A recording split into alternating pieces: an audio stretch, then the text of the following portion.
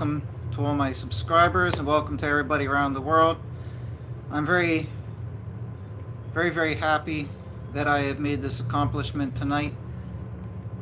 It didn't take me 20 years specifically to solve this one thing, although I have been, generally speaking, trying to solve it for like 20 years now.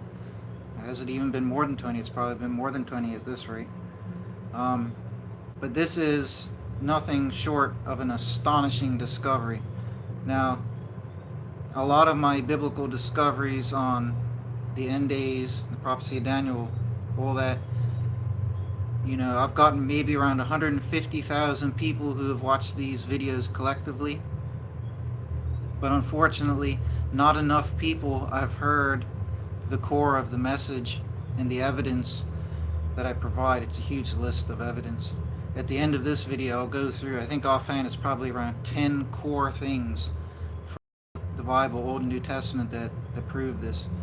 I'll save that for last, but more people need to hear the evidence for 2023. Let's put it this way, right? And it's all my videos that I've got up. I've made a lot of videos, probably more than I need to, but watch them all the ones on 2023.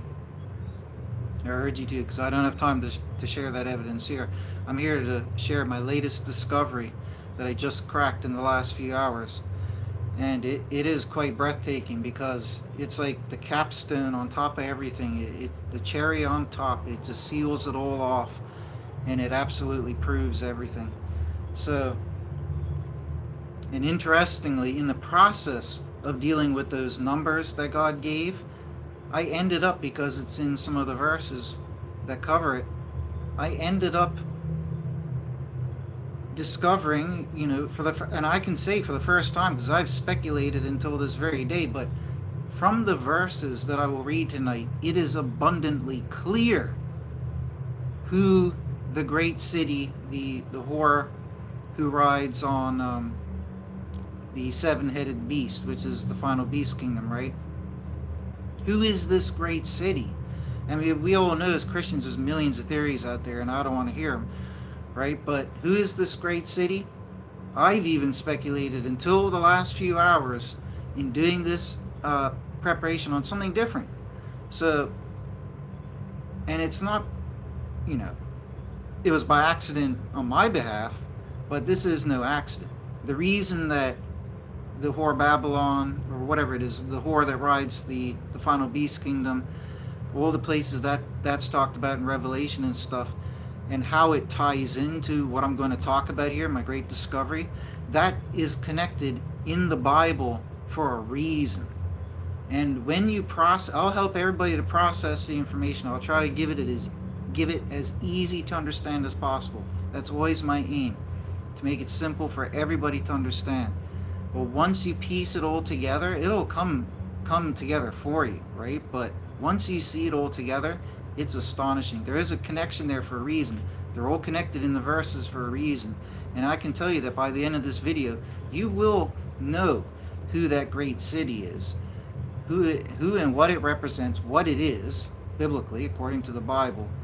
And I'm kind of shocked and surprised, but there's no argument now, because I've seen it presented. And it just wraps everything together. So people really need to share the information in this video, and they really need to share the information in my other 2023 videos. So, because, if I am correct, and I'm basically one of the only, probably, literally speaking, the only person on this planet who has discovered all these different things, say like there's 10 things from the Bible, and who has presented all 10. A lot of other people out there, maybe a few out there, a few people out there, in the world, in all the years and years of research that I've done, only a few other people have discovered a few of the 10 items.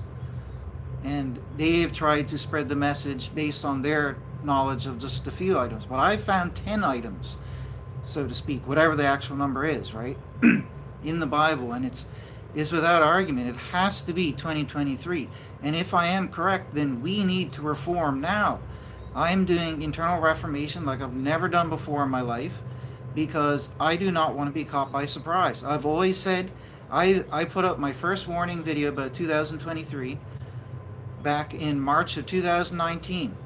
Okay, and I talked about 2023 on prior YouTube channels for a couple or few years before that even. Okay, I've been saying it for a long time.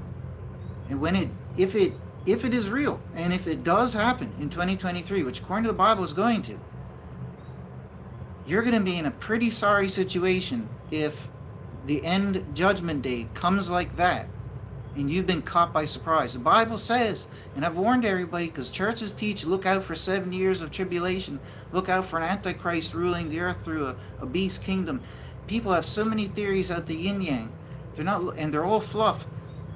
They're going to be caught by surprise. Jesus warned us in at least half a dozen places where he says it'll be like the days of Noah. You'll be eating, drinking, getting married, rejoicing, doing all this and that there. He also says in other places there will be peace and surety. People will be saying peace and surety, and then you will receive sudden destruction. Okay? That's why in over half a dozen places he stresses you're not going to get any warning. It's going to come out of left field and catch everybody by surprise. And you would like to think that, okay, well, if the Lord and Savior warned us that the end days will arrive that quickly and suddenly, with no warning, then shouldn't one who is so inclined to believe the Lord and Savior also look into the Bible, the Word of God, for when the end might come? Because God made it clear in Daniel he wanted us to calculate. That's why he gave us all these numbers. The 10, magical items, the 10 powerful things that I referenced before, the arbitrary 10, whatever their actual number is. These are all related to numbers that God gave us. And God's not going to give us numbers for no reason. He wants us to calculate it. Like he told Daniel, he wanted Daniel to understand it and to spread the knowledge in the final days so that people of wisdom would have wisdom and understanding. And he said that the wicked wouldn't understand. So it's critical that people understand this message, that they get ready and reform before it's too late, because it could come, like I've been saying for years and years, it could come just before or even just after 2023. 2023 is the year. It could happen at any point in 2023 or even just before. That wouldn't surprise me. Or just after wouldn't surprise me. It could happen tonight. You don't know. And nobody will know the day or the hour. But I can assure you, it's not worth your life, your soul, more importantly. Forget your life. Your soul in your timeless existence in either hell or heaven, you know what I mean? That is dependent upon the outcome of your trial at the judgment day. If you're decreed as good and you get taken up and away and you're saved from everything, or if you're going to be, failing in judgment and then you're going to be cursed to go through all sorts of bad stuff for a very long time, right? The thing that determines the outcome in that situation is whether you have reformed. Okay, and if you haven't reformed, then you're in serious trouble. If you don't, I'm saying this to Christians, like if you don't know Jesus, you have to accept him as your Lord and Savior, and all that there, right? I'm not here to preach, so I'm not going to get into that aspect. This is for Christians to understand, right? I mean, I have a hard time getting Christians to believe, even though, despite all the evidence in the verses, let alone trying to make non-believers or non-Christians believe. You know what I mean? It's hard enough making Christians believe. Well, I shouldn't say there'd be no hope trying to get non-believers to believe. But anyways, so enough waffling.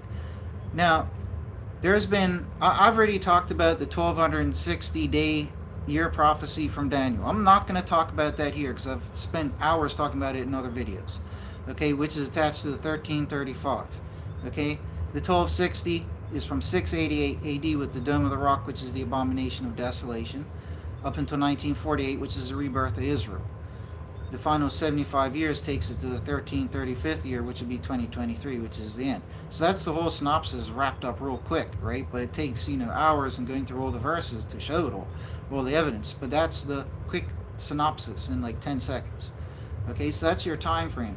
And also Daniel provided the prior 1290 years. So from 602 BC, when Babylon desecrated the temple and took away the sacrifice, as recorded by the Bible itself, There would be 1290 years exactly, all the way up until the abomination. The Dome of the Rock was built in 688. Okay, so you have 1290 leading up to the Dome of the Rock, and then 1260 leading up to the rebirth of Israel, and then the final generation, the final 75 years, leading up until the end, which is 2023.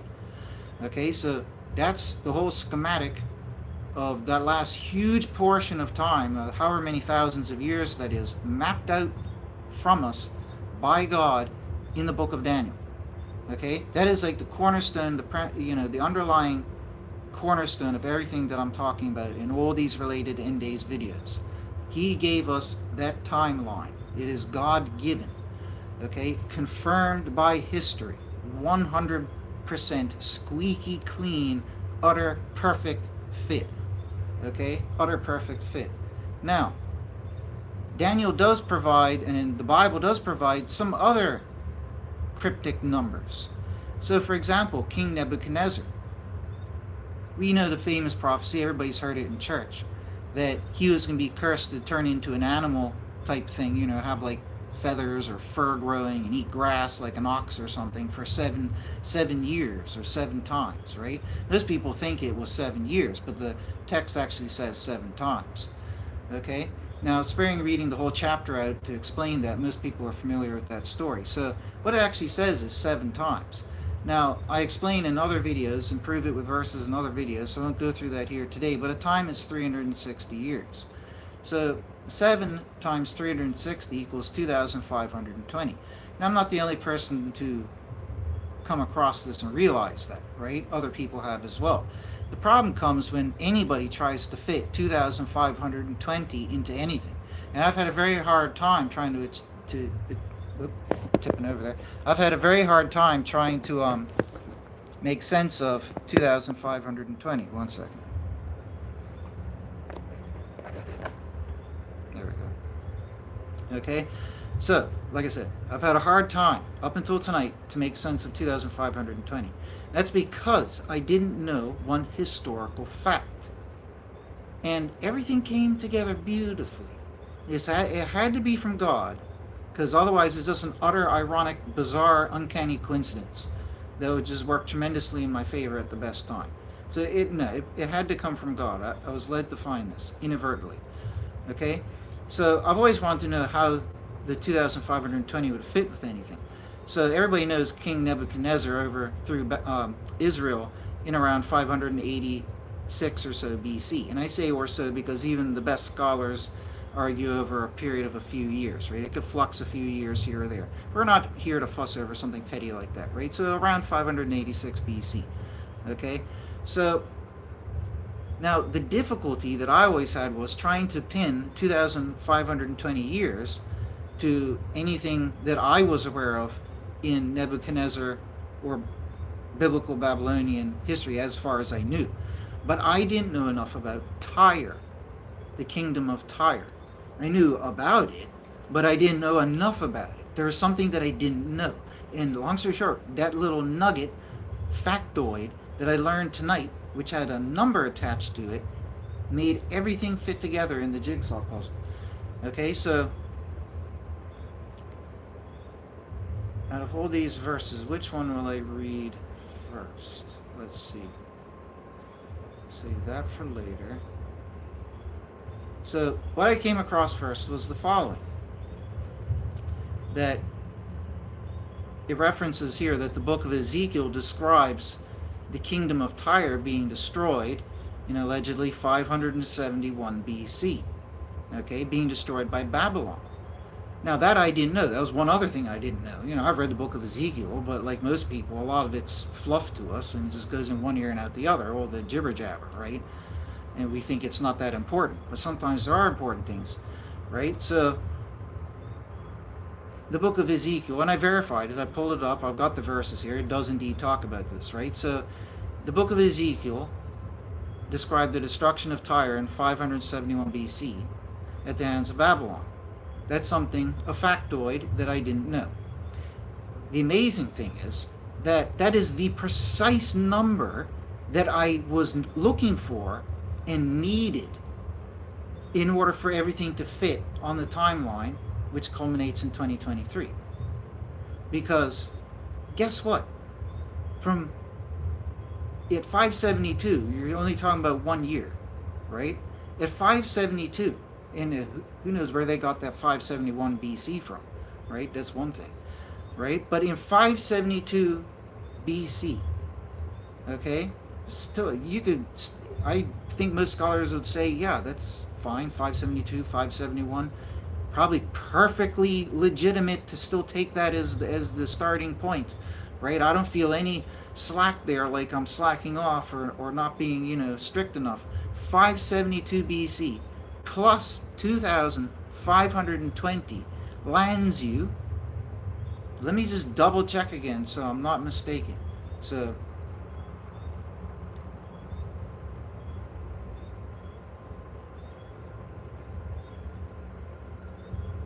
yes, just double checking again for like the millionth time. 572 BC, when Tyre was destroyed by Babylon, okay, plus 2,520 years lands you precisely at 1948 AD, the rebirth of Israel, which is one of the core pillars on the Daniel prophecy timeline that ends in 2023. That's not a coincidence. I searched for how 2,520 could fit into what I knew all these years, and I could never make sense of it because I didn't know that one factoid about the kingdom of Tyre. Okay, and not just the biblical reference to it, because there's verses in the Bible about how Babylon would destroy Tyre. I'm going to read snippets of them, just because most people aren't aware of them probably, right? So it's good to hear them, right? But I'm not going to read them at length. This is not a coincidence. So the very strange thing that was said to Nebuchadnezzar, that, oh, God's going to curse you to become animal-like and eat grass for 7 times. This is strange for a reason. There's not many times in the whole Bible where strange, bizarre things like that happen. It would be fairer, more fair to say that it's meant to be portrayed as strange so that the golden nuggets hidden within that cryptogram would catch the, wise eyes of the wise. Because there's numbers and units given in that strange little prophecy about Nebuchadnezzar's curse. Okay, we have a very bizarre sounding curse, something unprecedented in the whole rest of the Bible. Okay, that catches our eye, as anybody's eye is bizarre. But the wise would notice, oh, God provided a number and units 7 times. And then the wise would think, just like any other wise person, I thought this, anybody else who has got some common sense would think, maybe God wants us to understand something here. I mean, after all, God doesn't just throw words and numbers around for no reason, right? Obviously. So 7 times. Now, did Nebuchadnezzar ever turn into an animal person and eat grass for 7 years? No, there's no record of that.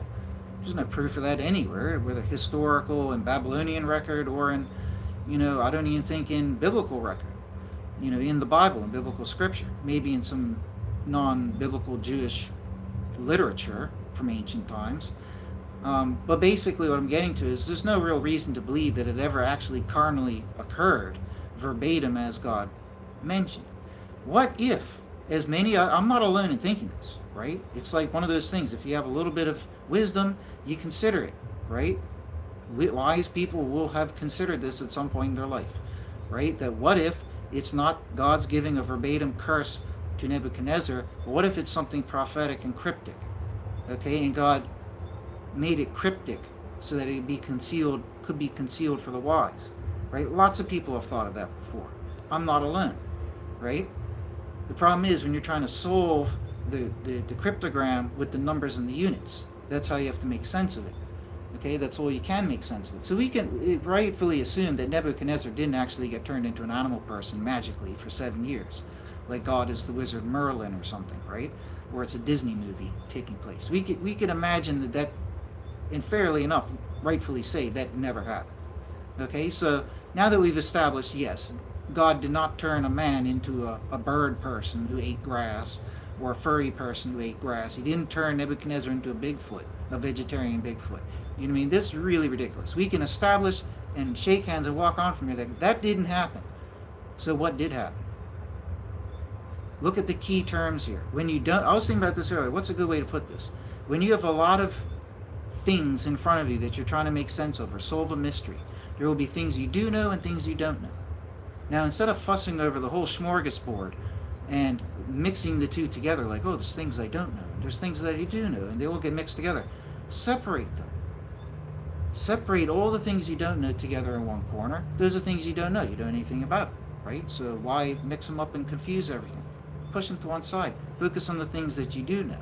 Refine the understanding and the analysis of the things that you do know. Look at it from every angle, and that'll help you to see more of the outside, which are the things that you don't know. That's all you can logically do, is just common sense, but that is wisdom, right?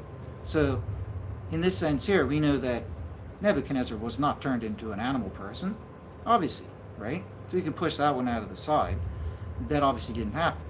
What can we fairly and rightfully establish did happen? Well, we know that if it's not Nebuchadnezzar, it must be symbolizing someone or something else.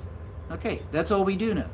We don't know for sure who it represents at this given moment right now, but we do know that it will represent someone or something, right? That's common sense. That's logical.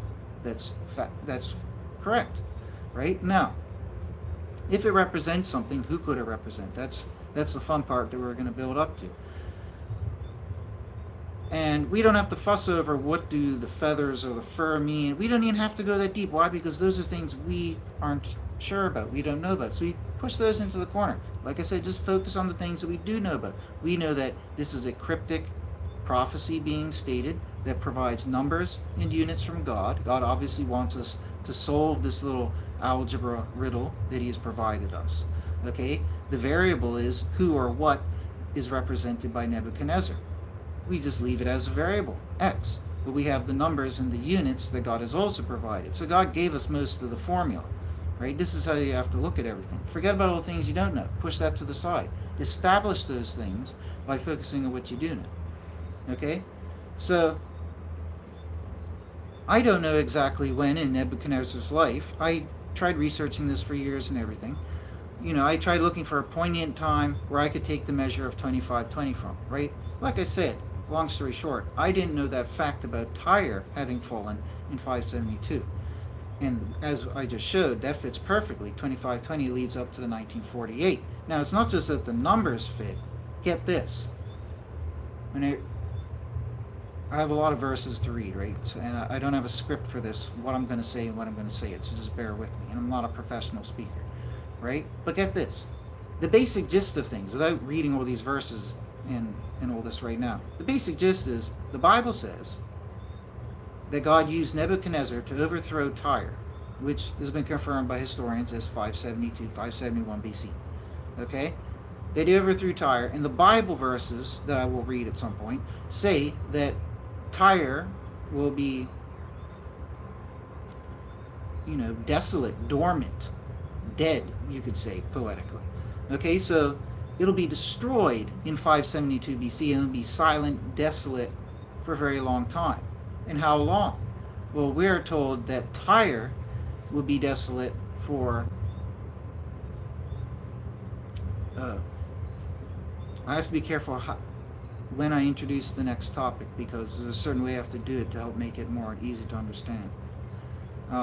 We're told that Tyre, this is unfortunately a more complicated step that I took here, but anyways, introducing this now. But we're told in Isaiah that Tyre will be punished for 70 years. Okay, maybe I should just read those verses now and get that out of the way. I should have read this later. But in Isaiah 23 verse 15, and it has come to pass in that day that forgotten is Tyre, 70 years. So for this time period, Tyre will be desolate, gone, dead, asleep, forgotten, whatever you want to symbolize it as. Okay? So it has come to pass in that day that forgotten is Tyre 70 years, according to the days of one king. So God didn't just say 70 years, full stop. He said according to the days of one king. Now, to most people, that makes no sense. Again, we have a noodle scratcher. We have something cryptic. We know that in virtually every single form of numerical prophecy that God gives us, he uses cryptic time units. Okay? Here's a good example. Okay? This is another good piece of proof. If you search the Bible for the term 70 years, okay, besides two irrelevant mentions of Canaan lived 70 years and begot Mahalalel, however you pronounce it. And then after that one, they're all significant. And I'm talking about if you search the whole Bible for the term 70 years, quote, 70 years, end quote, you'll find 13 instances.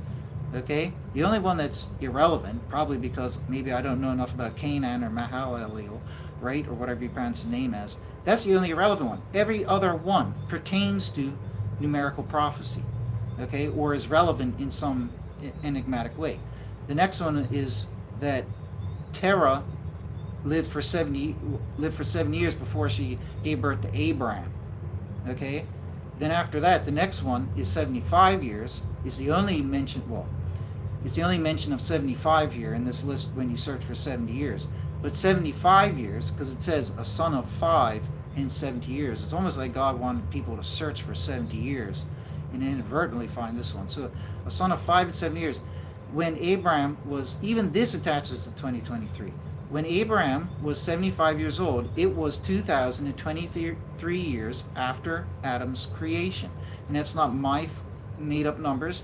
Go look up any biblical, scholarly, proper, legitimate timeline from creation. That's it. Abraham was born 1948 AC. Just like how Israel, on an unrelated calendar, completely unrelated calendar, Israel was reborn 1948 AD or CE, whatever you want to call it now. Okay?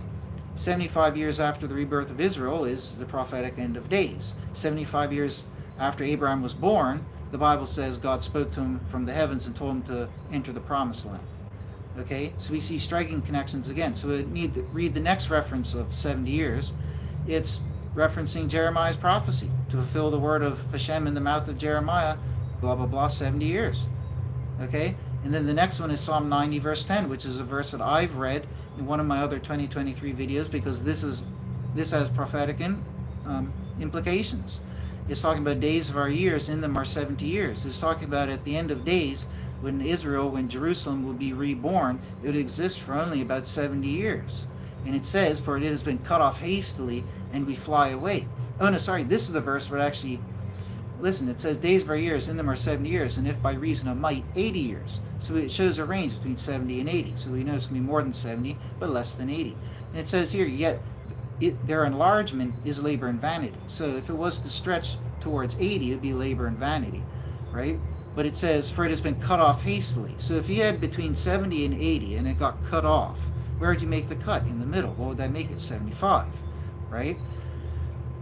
But in either case, it would be more than 70, it would be less than 80, and it would be cut off somewhere in between, right? 75 years, it says, for it has been cut off hastily, and we fly away. This is the only reference, prophetic reference, to the rapture in the Old Testament, okay?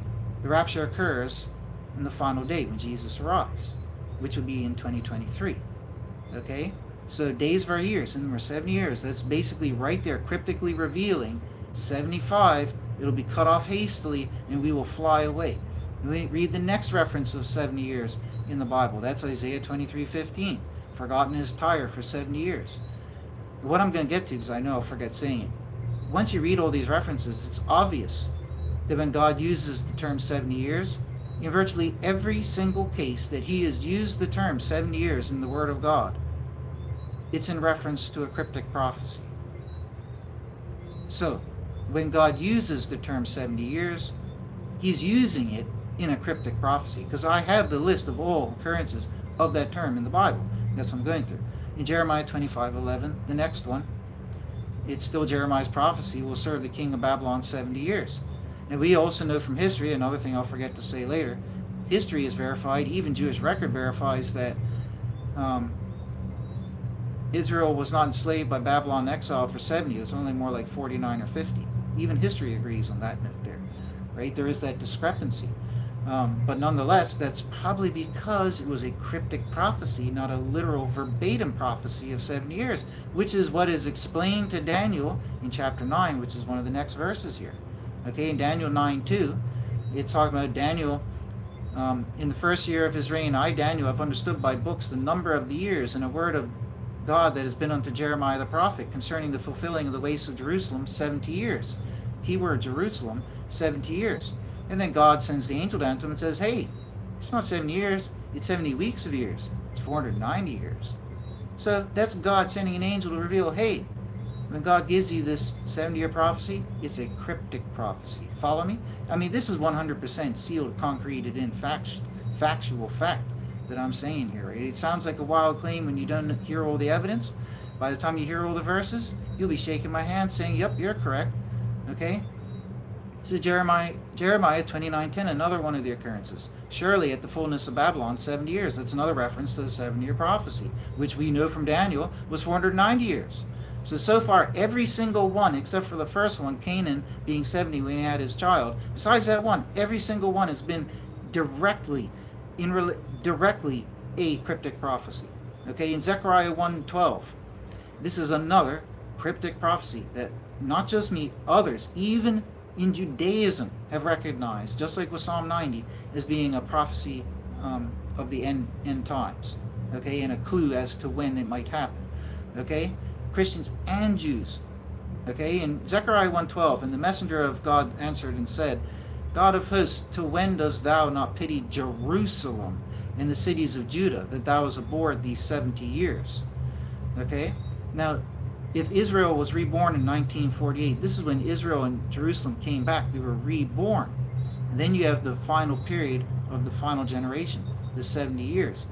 What happened in 1948? It was just the world, it had just been 2 world wars. The Second World War. Who was primarily attacked in the Second World War?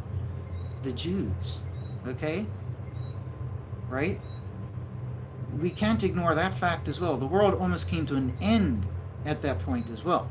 Okay, so in 1948, those things had occurred and all of that, right? And then, ever since then, we might think in one perspective that things have gotten better for Israel, and yes, technically they have, right? But Israel's been in a constant war with Islam and other nations in constant bickering. Jerusalem was only recognized as the capital in 2018, which, believe it or not, also fits into things, but I won't waste time talking about how that does. That's too petty. But in perpetual battle, missiles always faced at each other, launching at one another, constant suffering in these forms of punishment, essentially. So, when dost thou not pity Jerusalem and the cities of Judah, that thou was aboard these 70 years? That's another cryptic reference again, cryptic prophecy. And the final one in Zechariah 7 verse 6, when ye fasted with mourning in the 5th and in the 7th months, even these 70 years did ye keep the fast to me. So that 70 years is a reference to Jeremiah's prophecy of the 70 years. So every single one, except for the first one of the 13, every single one is literally a cryptic numerical prophecy that God has given. So when I state that when God uses the term 70 years, it's a cryptic numerical prophecy, I am factually correct. Okay, that's important to establish. It's not about me. It's about what God's trying to relay. I'm just trying to relay what God wanted to relay because people don't get it. Okay? So, just like how when God told Jeremiah 70 years for Babylon, when God told Isaiah 70 years applied to Tyre in Tyre's scenario, we have all fair right to understand that this is not 70 literal verbatim years. Follow me? What could the 70 possibly represent? Well, we're told with Nebuchadnezzar that 7 times equals 2,520. Okay? 7 times 360 is 2,520. Now, irony here. When I was writing the maths out on paper, I noticed it. In my head, I didn't think of it. I didn't notice it. When I wrote it out, like algebra, I said, okay, 7 times x is 360 equals blah. So when I wrote it out, I then realized that, okay, 70 is just a 7 with the decimal point moved over. I don't know the proper mathematician terms for this, right? They can make it sound fancier, okay? It's got like denominator or whatever it is, right? Now, a time is 360. Then I thought, okay, so I made it an algebra equation. I know 2,520 is the answer, so it equals 2,520. And then I know I have 70, that's the other given, so my variable will be 70 times something equals 2,520. Solve the simple algebra equation, it gives 36. And when I wrote it down, I was like, wait a second, because I had written them down just above each other. We had 7 times 360 is 2520. And then common sense, because it's just moving the decimal point over. 70, so you increase, by a factor of 10, the 7 into 70. This is how mathematics works. Then, on the flip side, you do similar for the 36, right? So 70 times 36 equals 2,520. That's mathematics. So then, seeing it on paper, I noticed, we have 7 times 360, we have 70 times 36. I was like, okay, this does make sense. And like I said, when you have reason to believe that the 70 years aren't a literal 70 years, they could be symbolizing something cryptically. What would they be symbolizing? If all uses of 70 years, follow my logic, all uses of 70 years are in reference to cryptic numerical prophecy, we should be, not even that we have fair reason to, we should be applying that understanding to the 70 years, that it's not 70 years, that it symbolizes something else. What would it most fairly, logically apply to? It would be fair to say that, just like how I worked out, it would be the 2,520 years. Now, it makes more sense when you look back at Nebuchadnezzar, because he was cursed for 7 times, okay, which is that period. Nebuchadnezzar is the one, according to the Bible and history, who overthrew Tyre and destroyed it at 572. We see the powerful connections coming here. The connection from Babylon, where that connects over to Tyre. You know what I mean? In terms of the puzzle pieces here, everything's coming together neatly here. So we do have a fair reason to believe that the 70 years applied to Tyre references the 2,520 years that was given to Nebuchadnezzar. Why again? Because we know that those things never actually occurred to Nebuchadnezzar. Of course he didn't turn into a bird person, right? Of course he didn't turn into a bird person. And of course the 7 years was to be applied cryptically. Okay, so it is fair to say, and like I said, Nebuchadnezzar overthrew that. Nebuchadnezzar died in 560. Okay, he overthrew Israel in 586. He overthrew Tyre in 572, and then he died in 560. Okay, that's Nebuchadnezzar's life history for you. So, now that we have a suggestion for what, one of the solutions could be, okay, let's test that solution. Okay, so if Tyre's 70 years is 2,520, how does it work out when you put it into the equation? Okay, so from 572 BC plus the 2,520, okay, well, let's look at the 572 that fits. That's the fall of Tyre at the hands of Babylon, right? Like I said, that's where everything connects over and threads together. The 2,520 takes you, like I said before, to 1948. So it does fit perfectly in the time frame.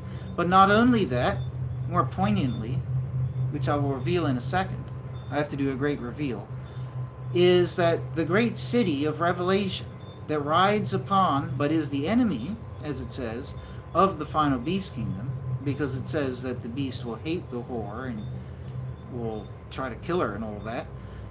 The great city is, drum roll please, the great city is Jerusalem.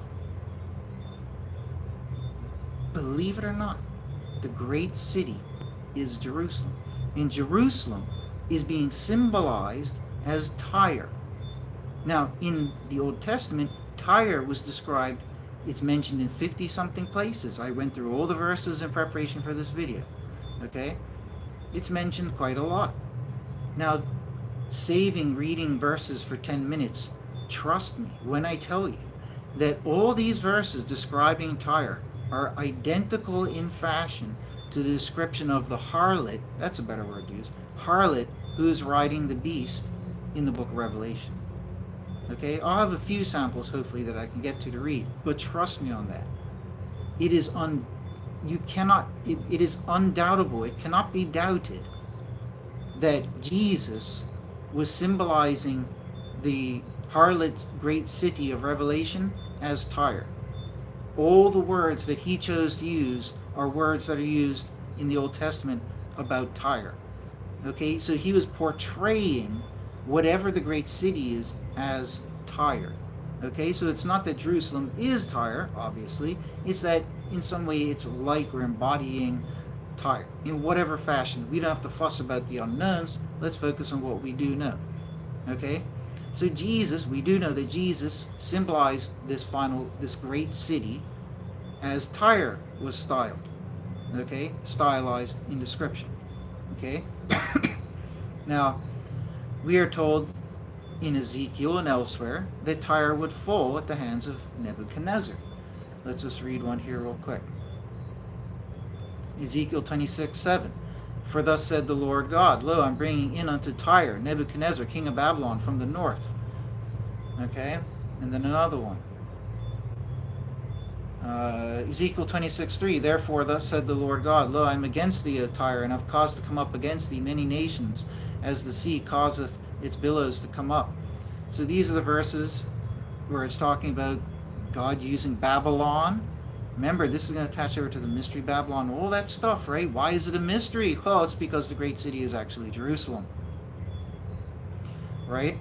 So Tyre was destroyed by Babylon in 572, and Tyre would rest, go asleep, be dead, desolate, whatever you would portray it as, for 2,520 years. Now, but it's not actually talking about the kingdom of Tyre.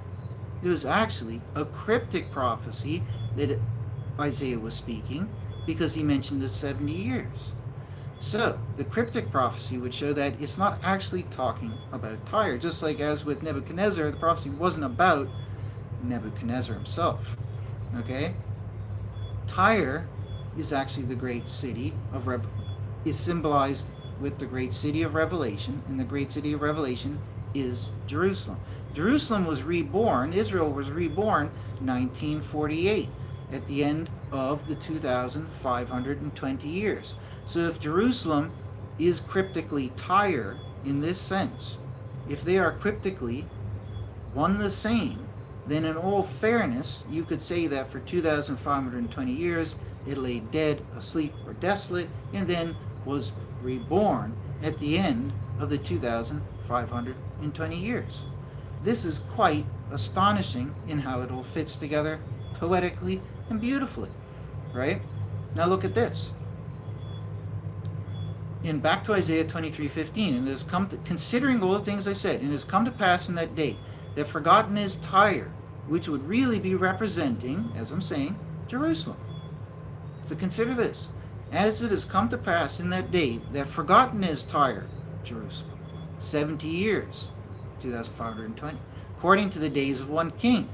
At the end of the 70 years, 2,520, there is to Tyre as the song of the harlot. Take a harp, go round the city, O forgotten harlot. Play well, multiply song, that thou mayest be remembered. That's confusing wording. So again, push that to the side because we can't make sense of it. We have the imagery. Can't make any cultural sense of what the heck that means to us nowadays, right? Maybe they had certain things they did back then. I don't know, but it didn't make any blinking sense to me, right? So let's focus on what we can ascertain. Verse 17, it has come to pass at the end of the 70 years. This is more important. Let's focus on that, right? At the end of the 70 years, God inspects Tyre, Jerusalem, and she has repented of her gift, and she committed fornication with all the kings of the earth on the face of the ground. We know that the exile of Israel, the great near 2,000-year exile they've been in for the last 2,000 years, was for what? God always says in the Bible, it's for your idolatry and this and that there, and blah, blah, blah. Okay, so again, we see another fitting connection here. Okay, so, but what we can ascertain is that at the end of the 7 years, God inspects her. We know that at the end of the 70 cryptic years, Israel, Jerusalem, was reborn. Jews and Christians had the right to go to Israel and Jerusalem, even the Holy Temple Mount, even though the Dome of the Rock is still on it. They had right to do it in 1948. Okay? Now, that's all I need to read from that one. The interesting thing is this. If we then go to the next chapter in Isaiah 24, because they didn't have chapter numbers back then, in Isaiah 24, is all about God cursing the land.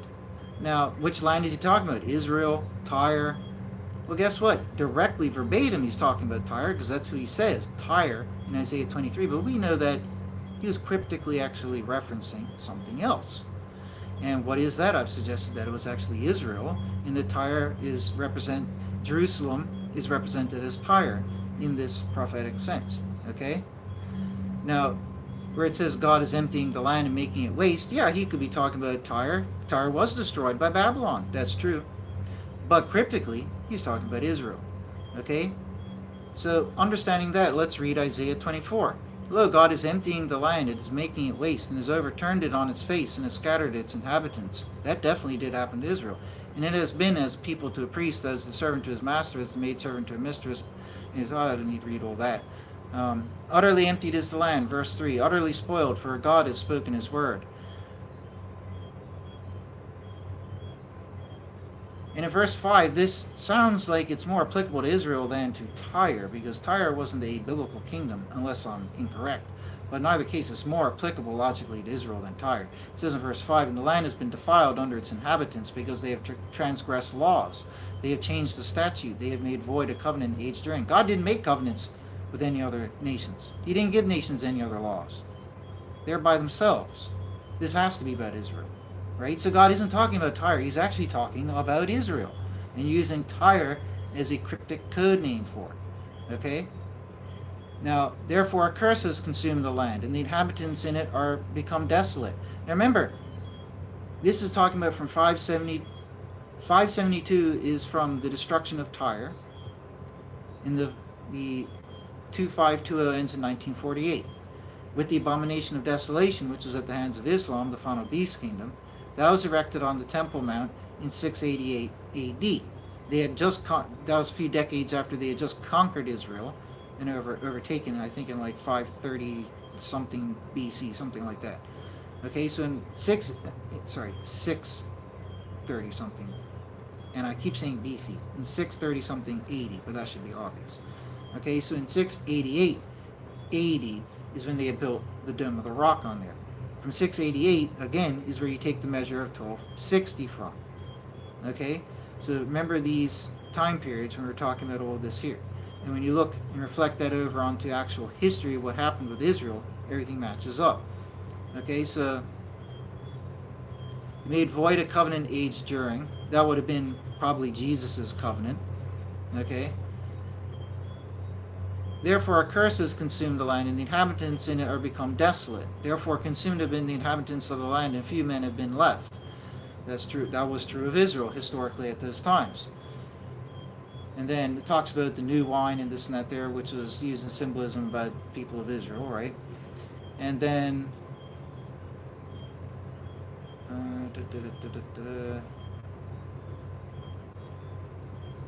okay, in verse 12, left in the city is desolation, with wasting is the gate smitten. When thus it is in the heart, and the lion in the midst of the people is encompassing the olive as gleanings when harvest is made finished. You can see all these key terms. It's definitely talking about Israel and not Tyre. So anyways, what's the point of me reading this again? Oh, yes.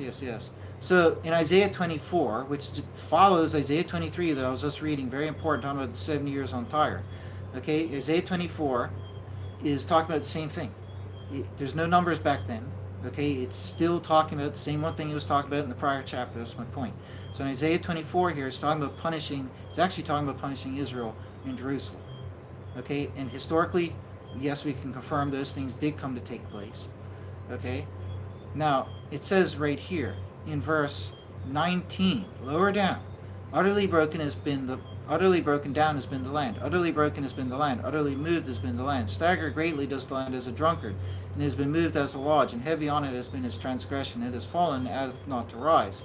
And it has come to pass in that day God layeth a charge on the host of the high place in the high place, and on the kings of the land on the land. This is one of the only cases in the Bible besides the book of Daniel where it talks about angels and people so openly like that in contrast. So it's talking about punishing the fallen angels. God doesn't punish good angels. He punishes bad angels, fallen angels. Okay? This is where some of Satan's minions were punished and imprisoned in the pit at a period of time. We know from the book of Daniel that it says that it was King Herod. I don't have time to explain that here. It was King Herod who pressed himself against the Messiah, as it says. Okay? Against the prince of the host, it would exert himself, okay? And some of the host it would trample down. Now, this was King Herod, and fulfilling Daniel's warning, he says that that king would die, without a cause. And Herod died on the throne, proclaiming himself to be God, whatever, right? So that was King Herod. The point is that in the book of Daniel, without fussing over the little things, in the book of Daniel, it portrays the Christian Messiah, as Christians all herald those verses to be about Jesus. The book of Daniel heralds the Christian Messiah as being, and the angels, it uses the term host of the heaven, talking about them. Okay, that's proven from the book of Daniel. Right? So when it says here, God is punishing the host of the high place in the high place, and the kings of the land, just like in Judges 5:19, it's showing the contrast between angels and people. So God is imprisoning some of the fallen angels here. Okay? Now, it says here, verse 22, and they have been gathered, a gathering of bound ones in a pit. Now, when exactly this happened offhand, I don't know. Maybe at the fall of Israel, maybe at the death of Jesus. After Jesus died, he went up, it says in Revelation 12, he went up into the heavens, and with Michael to cast down Satan and his minions and bound him here. Could have been at that point there. But it says they've been gathered, a gathering of bound ones in a pit, and shut up. They have been in a prison, and after a multitude of days are inspected. I searched. That is the only occurrence of the term multitude of days, right? I'm saying these side notes here because otherwise I'll just forget and never mention them. That's the only occurrence, interesting, of multitude of days. However, Jesus uses a similar term, the times of nations. And he says that the times of that Israel, Jerusalem, will be trampled until the times of nations be fulfilled. And this was revealed as 42 months, which is equal to 3.5 years, which is equal to 1,260 days, which is day for a year, 1,260 years. I have that talked about in all my other videos. So twice in Revelation, it's talked about this period of time when the nations would trample Israel as being, in code, 1,260 years. So we see that's perfectly exactly when the Beast Kingdom Islam ruled over Israel verbatim from the Dome of the Rock abomination in 688 to 1948. In 1948 is when Jews and Christians got the land of Israel back from the hands of Islam. Perfect fulfillment. We also see now how 1948 fits in with the 2,520. So when you factor all this in, we have Tyre / Israel, well, Jerusalem, truly speaking, being referenced as that. So its period of desolation, everything talked about, would end in 1948. Then all you have is that final generation, and then we fly away, like it says, right? What happened to the music? It's like been silent for a while. Hold on. So, but get this, right? So they've been gathering about in the pit. They shut up in a prison after a multitude of days are inspected, right? So since that's the only place that term is applied, that's used in the Bible, multitude of days. But we do see I search for other similar terms and terminologies, right? Times and such and this and that there. Trust me, exhaustively for hours, every word you could think of, right? It makes a lot of sense, saving a 1-hour discussion. It makes a lot of sense when Jesus talked about the times of nations, which again is another numerical variable. We don't know what the number assigned to that is. We have to prove it, right? But the times of nations is the 1,260-year period. Historically, history confirms this because from the time Islam conquered Israel up until 1948, and ever since then, they and every nation around has been trampling Israel. Well, the trampling stopped in 1948 when Israel was reborn and the Jews and Christians got the right to live there, they're protected and all that there. Right? So, but look, after a multitude of days are inspected. So this means what? This means that the fallen angels will be imprisoned in the pit and will be released after a multitude of days. So if that multitude of days is the times of the nations, that means that they will be released at some point shortly after 1948. Now, one generation after is the 2023 end of days, and according to Revelation, the pit is opened in the 5th trumpet, that's Revelation chapter 9, unleashing the fallen angels who have been imprisoned in the pit. So we do know from Revelations that a pit will be opened with fallen angels coming out in the final day, well, the so-called final day. So we do have that confirmed from the New Testament. Most Christians don't know it says such in the Old Testament, this from Isaiah. But remember that this was mentioned right after talking about Tyre being desolate, and then, after being desolate for so long, Tyre had repented, God accepted her repentance and restored her. After 2,520 years precisely, Israel, Jerusalem was restored. 1948. Perfect fulfillment, right? Now, right after verse 22 here, it says in verse 23, and confounded has been the moon, and ashamed has been the sun. This is the end day, the final day as it's called. So the fallen angels released out of the pit on the final day, right? They've been in a prison, and after a multitude of days are inspected. Now perhaps they use the term multitude of days because it's not truly speaking the times of the nations, which is 1260 years. It's 1260 years plus that final 75 years that God told Daniel would occur to take you to the 1335. So fairly speaking, you could call that a multitude of days because it's the times of the nations plus a little chunk at the end there, right? A multitude of days are inspected. When are they inspected? On the final day, when confounded has been the moon and ashamed has been the sun, for reigned as God of hosts in Mount Zion and in Jerusalem. So that is pretty astonishing. So we can see here how the prophecy of Tyre and the prophecy of Nebuchadnezzar, the prophecies of their curse and their time periods, is a cryptic numerical prophecy that actually helps reveal Israel and Jerusalem. Now, if we go and read Revelation now, okay, we are told in Revelation 17 that the harlot, the whore that rides upon the final beast kingdom, okay, it says in Revelation 17:18, and the woman that thou didst see is the great city that is having reign over the kings of the land. Now, the word land does not mean planet Earth. And I don't even think the word for planet Earth occurs anywhere in the Bible. I've searched for it before. It might have a few rare occurrences in other senses, but when it uses these terms like land, it literally is just referencing the land, and most often some of the land are standing on, or the one directly being obviously referenced, or in most cases the default, Israel. Okay?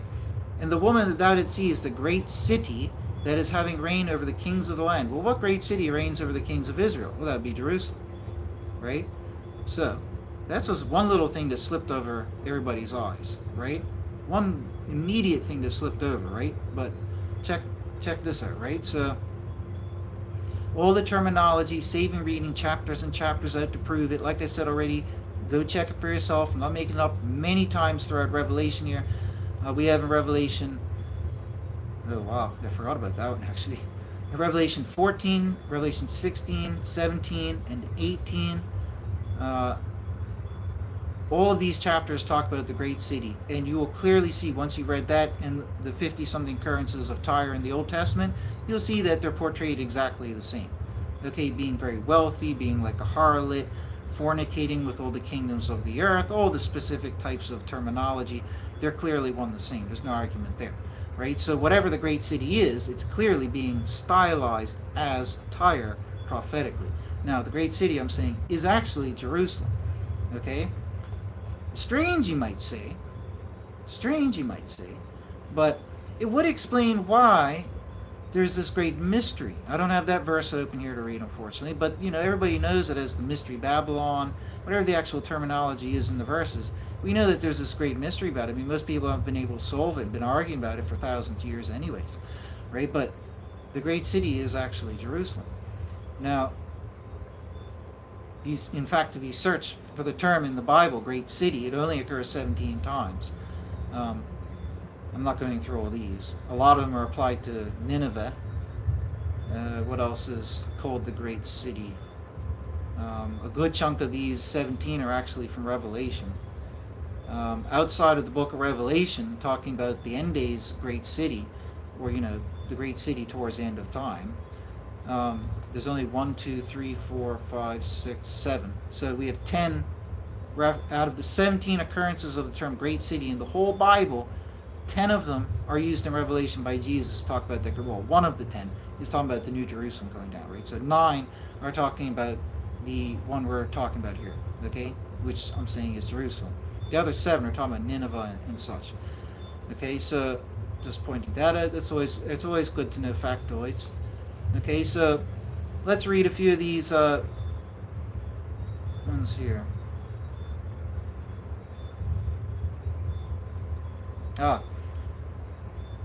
This was the important one. In Revelation 11:8, this sums it up. without reading all the chapters out to prove that, oh, it's just like Tyre, and this long-winded explanation. Look, Revelation 11:8, says, and their dead bodies, the two witnesses, when they're killed by Satan when he rises from the abyss, and their dead bodies are upon the broad place of the great city. This is one of the 17 occurrences, right? In the broad place of the great city that is called spiritually Sodom and Egypt, where also our Lord was crucified. So it actually tells you that the great city is Israel. Jerusalem. It actually does tell you that. So you have this one where it blatantly tells you. You have the other one where it breezes over, like I mentioned before. And then you have all the numbers that I just went through. So it's pretty much concreted in here, neat and square, that Jerusalem is the great city. Okay? There's no other great city ruling over the earth. You know why? Because the verses don't say there's going to be a city ruling over the planet. It's talking about Jerusalem ruling over Israel. And Jerusalem only came back into existence after 1948. 1948 marked the end of Daniel's 1260 years. It marked the end of Jesus' 1260 years that he mentioned in two occurrences in Revelation 12. It marks the end of the 2,520 years, which God told Daniel would happen to Nebuchadnezzar, and God told Isaiah what happened to Tyre. All of the numbers, and again, let me say again, right? All of the occurrences, except for that one, of the term 70 years are obvious cryptic numerical prophecies.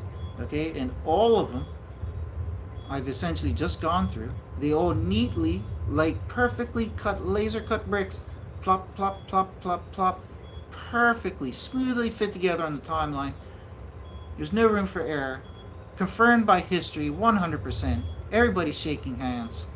This is it. This is like the uber confirmation. The absolute uber confirmation. And the ironic twist is that it reveals that Jerusalem is actually the great city. But this does make sense because it says that the beast would hate her. Where is it? In which chapter would that be in? That would be in Revelation 17, I think. So let's open that one up. So I'll read a little bit more. Come, I'll show to thee the judgment of the great harlot who is sitting upon the many waters. So let's just say this is Jerusalem, right? Show to thee. Why would they be so punished? Well, they did deny the Savior, and all that there, you know. Anyways, come, I will show to thee the judgment of the great, and they tolerated the dome of the rock, the abomination on the mountain. They're sitting there shaking hands with Islam today, claiming that Islam teaches the same God as them. I own a Quran. Go read Surah 5, go read Surah 9. You can't tell me that this is kosher. You know what I mean? I'm not even getting into that discourse again. Heaven forbid, right? That's Antichrist, according to Judaism and Christianity, that religion. But they don't even bother to study it. They just shake hands with them, befriend them. I'm not saying you shouldn't have, you should always love everybody of all races, religions, and everything. Don't ever hate anybody. That's not for us to do. Okay, don't ever judge anybody. That's not for us to do. I'm never promoting anything like that, but I'm just saying they're not recognizing the implications of what is upon the Temple Mount. They're not recognizing the implications of their ignorance to what the Quran and their religion actually teach about Judaism and Christianity. Okay? That's very dangerous. When you have somebody occupying your Temple Mount and your land, they had just ruled you for 1260 years. They still basically own half the land. They're always firing rockets at you. The religion is. The other nations, Iran and such, firing rockets at Israel, always at war, highly contended, just like Daniel said would happen until the very toes of the statue. Okay, all of this taking place, but yet they turn a blind eye and say, oh, but they worship the same God as us. No, but they rewrote the Bible. They rewrote the law of Moses. They say that they have a better prophet than Moses. They redid everything to a blasphemous level. Not only that, they overthrew and conquered Israel. They enslaved and even beheaded the Jews and Christians. They caused them to go into exile. Can you really turn a blind eye to that? They desecrated the Temple Mount. They're building a temple to a foreign deity that nobody had ever known before, just like Daniel warned would happen. All of these things, but yet Judaism has turned a blind eye to it. So all of these things, plus combined with, Jesus got put to death, and for 2,000 years since, the vast majority of Judaism have just straight up denied him strongly, vehemently, whatever that word is, passionately defied him. I even had a Jewish friend once accidentally mentioned the name Jesus in front of him, and he literally acted like he wanted to break my neck. I don't even want to imitate how he acted because people might call a psychiatric hospital. He was so violently angry and disgusted that I even mentioned the name Jesus. He went from being my good friend of a couple years up in college to snapping his head around like a brutal bullwhip and almost spitting out of his mouth, "Don't you ever mention that name in front of me again." And then he never spoke to me the same way ever again, just because I mentioned the name Jesus. I wasn't trying to preach to him, nothing. I just mentioned the name Jesus. Right? So much bitter hate towards your Lord and Savior. But most Christians are going to struggle and be worried at Judgment Day, even though we're Christians because we're not good enough or whatever. What about Judaism, who did all of this? There would be a lot of wrath for them. You know what I mean? It would make perfect sense. Israel and Jerusalem were the ones who were supposed to take the light of God to all the world. They never did. They never did when they had their kingdom. They never did since then. Because they didn't do it when they had their kingdom. They kept it all to themselves. They kept the light to themselves. They didn't spread it out. They demonized everybody else, and they didn't spread out the knowledge. They sat on the high horse thinking, oh, we're better than everybody else. God doesn't love the nations. He only loves us type effect, not literally. Right? And they're punished for this. What they so loved was taken from them. It was given to another, to Christianity. Christianity took the light of God across the world. We succeeded in that within a couple hundred years, whereas Judaism has had thousands and still hasn't done it. They never will do it. They failed. Okay, that's why they lost the temple in 70 AD. That's why they lost Israel in 70 AD. That's why they got conquered again by Islam, even worse, in 640 AD. And then were then ruled for 1,260 years, whereas Rome only ever ruled for a couple hundred. And they actually built the Jews their temple and gave them a good place in society, pretty much, until a few bad Roman kings came around. Right? Pale in comparison to what happened under Islam. So, it's very, very dangerous to overlook all that. But once you consider all that, it would make perfect sense that God would severely punish them. God is not going to come prancing down. And God knows I'm not saying this to be disrespectful to him, but to relay something important. God is not going to come prancing down to the earth like the tooth fairy, like they all want. Like, oh, I'm going to come give you some money for your hard work pulling your teeth out or whatever. You know, God is not going to come prancing down to the earth with a dome of the rock sitting on the Temple Mount. A whole nation of people who are oblivious to what that religion of Islam even teaches and how anti-biblical it is. Okay? God is not going to come prancing across the desert sands of Israel, throwing flowers out to everybody like a hippie. He will be coming down there with a flamethrower. And that's what Old Testament prophecy says. The book of Joel, like a flame. Fire from the heavens in the New Testament, like a flame. He will protect Jerusalem because you know why? The land didn't do anything. The land doesn't sin, it's the people that sin, the people on the land that sins. Right? So the people are going to be punished with that fire, not the land. Right? God doesn't hate the land. He doesn't hate Jerusalem. He doesn't hate Israel. He loved Jerusalem before it was Jerusalem. When it was Salem. He loved it then. He had chosen it then before Jerusalem. So he's always going to love that lump of dirt on the planet Earth, if it's so special to anybody. Yeah, he likes it. He's chosen, he'll protect it. The people on it, that's another matter. It's a separate matter. They are going to be punished.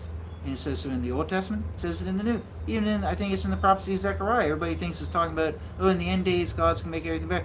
In Zechariah, it says that Israel will be invaded in the final days, and the wives will be slept with, the wives will be raped. All these terrible things will be taking place. That surely does not sound like prancing around, throwing flowers around to me. That's something that people overlook because it's a bitter and sour truth, right? But it's something that God warned about. Yeah, the land and the nation will be protected and restored, just like God promised. Don't get me wrong, it will. I'm not saying God's a liar. But don't ignore the fact that Israel as is will be punished in such ways when these things come, as will basically the whole rest of the planet. Okay? So, where is it? So come, I will show to thee the judgment of the great harlot, who is sitting upon the many waters, in whom the kings of the earth did commit whoredom, and made drunk from the wine of her whoredom were those inhabiting the earth. And again, the earth means land, not planet. And he carried, which would therefore be Israel. And he carried me away to wilderness in the spirit, and I see a woman sitting upon a scarlet-colored beast, full of names of evil speaking, having 7 heads and 10 horns. This was the kingdom of Islam. The 10 horns are the 10 first rulers of Islam. The 10th ruler built the Dome of the Rock. And then after that, you had 1260 years that Daniel spoke about. So, boom, I already talked about that in my other videos, right? And the woman, remember, is the great city. The woman is not anything to do with the beast. They hate each other, right? That's the verse I'm getting to. In the great city, the woman was arrayed with purple and scarlet color, all these pretty colors and all that, having a golden cup in her hand full of abominations and uncleanness of her whoredom. And upon her forehead was a name written, Secret, Babylon the Great, the mother of the whores and the abominations of the earth. Now, why would it say that? Right? Why would it say that? I'm just thinking how I'm going to break down the next few verses, because they're all very important to read, but I kind of want to explain this part a little bit first. So why would it give her the title Babylon? Well, the great city is being stylized as Tyre. Now, while Tyre wasn't Babylon, Babylon overthrew Tyre.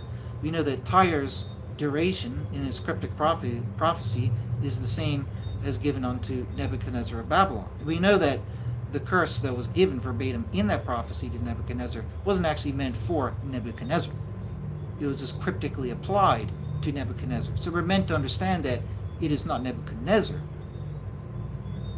It's cryptic. So what we understand here, and what you must remember, is that who was the head of the statue in Daniel's prophecy? This is what everybody's overlooking. It was Babylon. Babylon was the head. The head controls the whole body down to the toes, does it not? Yep, common sense, right? Babylon would be the underlying principle unifying all of these beast kingdoms. That's one logical thing everybody's overlooked, because it is the head. Okay, so even though the prophecy was applied to Nebuchadnezzar, that's just because he's the representative of that force there on the earth. By the way, the chief deity of Babylon was Marduk. Marduk, as I've talked about in other videos, even on my old channel, Marduk is Satan.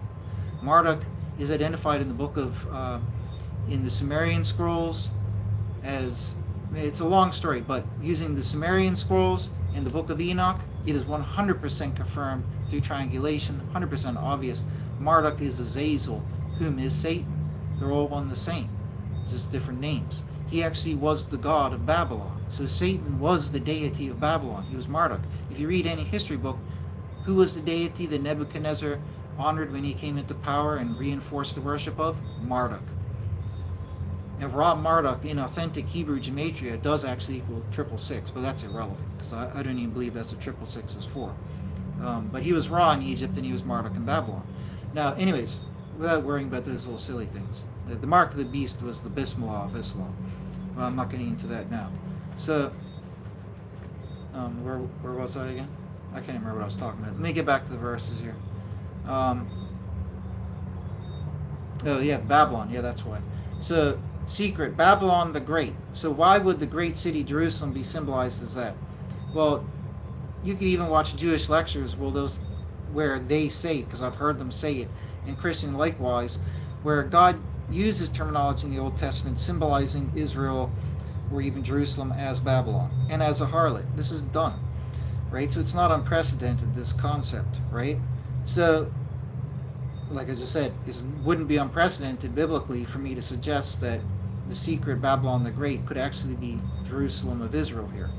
Okay, but upon her forehead was a name written, Secret Babylon the Great. Well, why would it say Babylon? Well, because, like I just showed, Babylon was the head of all those beast kingdoms. It is the underlying principle. Why is it the underlying principle? It had nothing to do with Nebuchadnezzar. It's because Satan was the god of Babylon. Satan is the most evil one, and he was the god of Babylon. Satan wasn't the god of any other nation. Okay, but he was the god according to, it's openly stated. You can openly triangulate it from the Sumerian scrolls in the book of Enoch. They both mention a bad angel named Semyaza. Semyaza was a consort of Azazel, two of the chief fallen ones. Azazel was the chief of the fallen ones. Semyaza was his associate. In the Sumerian scrolls, Marduk, his associate was called Semyaza. Okay? Now, anyways, I'm not here to give a discourse on that. So it's so important because Satan was the dragon. What does Revelation say from the mouth of Jesus? That the dragon is the mind, the voice, the tongue, and all that of the final beast king, right? It does say that, correct? Right? So Satan is the brains behind it. Okay, the final beast kingdom, which was Islam, that final beast with the 7 heads and the 10 horns, yeah, that's a kingdom. Daniel says from God, God told Daniel, the beasts are kingdoms. They have kings. Okay, but the mind, the brains behind it all was Satan himself. Babylon was ruled by Satan as an actual deity. That's the important part. So even though the kings of Babylon were many and they all died out, just like little old Nebuchadnezzar, the underlying doom and gloom, the big bad elephant in the room couldn't be ignored, could it? It's not just like you're talking about Zeus of Greece or some other meaningless guy from some tribe down in Zimbabwe somewhere. We're talking about Satan, the chief fallen angel, ruling his chosen group of nation, his chosen nation on the planet of Babylon, in his chosen religious form, which was of Babylon. Okay? That's very important. That is a major elephant in the room. You can't ignore that. Okay, so even though Nebuchadnezzar died, we could have a fair reason to see that, and like Daniel says, that even though the beast kingdoms will be dethroned, they'll persist for a season and a time. So this shows that even though the beast kingdoms rise, then they fall, they'll still live on. I mean, Rome and Greece were kingdoms like 1,000 years before they rose to power in the biblical narrative. This is when they biblically rose to power to operate as a beast kingdom ruling over Israel, because that's what defines a beast kingdom. They have to oppose God and conquer Israel, right? There's other factors, those are the 2 most important ones. Okay, so since the underlying principle is the fact that Satan is the deity of the great mysterious Babylon, okay, Babylon overthrew Tyre. We know that Tyre is being symbolized as this great city here. There we have our triangulation. If we know that the great city is, how could I triangulate and try and make it, it's too complicated. I can make it easier to understand, right? But in essence, it's triangulated in there. I wish I could explain it a bit better, though. So like I said, you have, remember, the head of the statue is Babylon. Satan was the deity of Babylon, the chief deity of Babylon, Marduk. It's not my fluff. Any historian will tell you that. Any scholar. Marduk was. Okay? Go read the Sumerian text in the Book of Enoch, like I did many years ago. You'll see the connections yourself. It's talking about the same one thing. Okay? So even though Babylon fell, the spirit of it lived on through the Medes and Persians. And then it lived on through Grecia. And then it lived on through Islam. Okay? And the intermediary kingdoms between Grecia and Islam, like the Byzantines, Hellenists, Euclids, Rome, and all that. Okay? But what do all these beast kingdoms have in common? Like I said, they oppose God and they conquer Israel. Those are the key important things. Babylon opposed God, conquered Israel. Same with Medes and Persia, same with Greece, and same with Islam. They all opposed God and conquered Israel. What else do they have in common? Well, if we look at King Cyrus of the Medes and Persians, he worshipped Marduk. Go read the Cyrus scroll. He openly testifies it. So, but nonetheless, the underlying principle, saving all the fluffy explanation, is Satan is the underlying connecting principle. Yeah, I swear to Jesus Christ, I see a blinking shadow thing. I never see things like this. I swear to God, I see this thing. It looks like mist, and it's moving around, like I'm agitating things by talking about this stuff. I saw it over here by my fireplace, and I've seen it in the corner of my eye, moving back and forth over here. Anyways, something's happening. I don't think an angel will walk around kind of like that fast. So, I ain't nervous. The Mystery Babylon. That's why you have the mysterious connection. Because Daniel had revealed with the statue prophecy, the head is connected to the toes. That's the great reveal. See, even though it was like dominoes, Babylon, Medes and Persia, Greece, and then Islam, and they had different deities. Who really was the deity of each? Just like in Babylon. In Babylon, it was verbatim, it was Azazel, the chief fallen one. It verbatim was the chief fallen one. He just called himself for a different name for Medes and Persia. Just called himself for a different name for Grecia. He just called himself for a different name for whatchamacallit, for Islam. It was Satan ruling. Like Revelation, like Jesus says, he is the dragon and he is the mind behind the beast. Okay, so that would explain the connection, the mystery of Babylon being carried forward all the way from Babylon way back then, all the way up until this great city at the end of the days. So it means that Satan, for whatever reason, that Satan would I lost my train of thought there. Well, it shows that Satan has his foothold and his influence there. Right? Now, we know that Satan did have a strong foothold because he got the Lord and Savior crucified in Israel and Jerusalem. So I would say he has a strong influence there, right? Thank you. Yes. And was he not imprisoned after killing the Lord and Savior? Yes, he was. Thank you. Revelation says he'll be released just three and a half days before the end. Right? Correct? Yes. Okay, and then he will go immediately off to the fire. So that's the timeline for Satan and his dealings. But he is the mind behind it. So anyways, when it says here that carried me away to the wilderness in the spirit, and I saw a woman, Jerusalem, sitting upon a scarlet-colored beast, Islam, full of names of evil. And why would this be so fitting? Well, guess what? Jerusalem and Israel were ruled by Islam for all that time. So it's very fitting to present it like that. And as it will later show, that they hated one another. Right? So I saw a woman, Jerusalem, sitting upon a scarlet-colored beast, the kingdom of Islam, the empire of Islam, full of names of evil speaking, having 7 heads and 10 horns, the 10 caliphs. And the woman, Jerusalem, was arrayed with purple and scarlet color, and gilded with gold, and precious stone, and pearls, and having golden cup in her hand, full of abominations. What would the abomination be? Abomination doesn't occur all that many times in the Bible, too, right? I did a study on that once, but I won't get into that now. So that is mentioned there for a reason, right? Golden cup in her hand, full of abominations. That would be a reference to the temple mount. And the uncleanliness of her whoredom. What would the whoredom be? Perhaps befriending the invaders who settled and put the Dome of the Rock there, befriending them. I would call that whoredom. That would directly be fornication. It's like you're God's lover, Israel is God's lover, his spouse. God has a special bed for him and his spouse to lay in, but he comes to the apartment one night and his spouse has got the Dome of the Rock in the bed. What's God going to say? Oh, yeah, I don't mind if, you take my beloved bed and just build this giant thing up and, that's all right. No, God's not going to do that. Okay? So when it says a cup in her hand full of abominations, there's probably a reference to the Dome of the Rock. And upon her forehead was a name written, Secret, Babylon the Great, the mother of the whores and the abominations of the earth. We see that it makes a lot more sense now. We know that this is where Jesus was killed by Satan. This is probably where Satan has been imprisoned. So it's all making the connection here. Satan has used the beast kingdoms to rule over Israel with each of the beast kingdoms. So it always centers back to Israel. So it makes sense that the great city is Jerusalem, right? And in these final years, which God has abhorred, according to the earlier Jeremiah or whatever it was, Zechariah prophecy, why have you abhorred Jerusalem these 7 years? Why would it be? Like I said earlier, it's because of the whoredom, the fornication with Islam. That's why. So anyways, Babylon the Great, the mother of the whores and the abominations of the earth. And I saw the woman drunken from the blood of the saints and from the blood of the witnesses of Jesus. And I did wonder, having seen her with great wonder.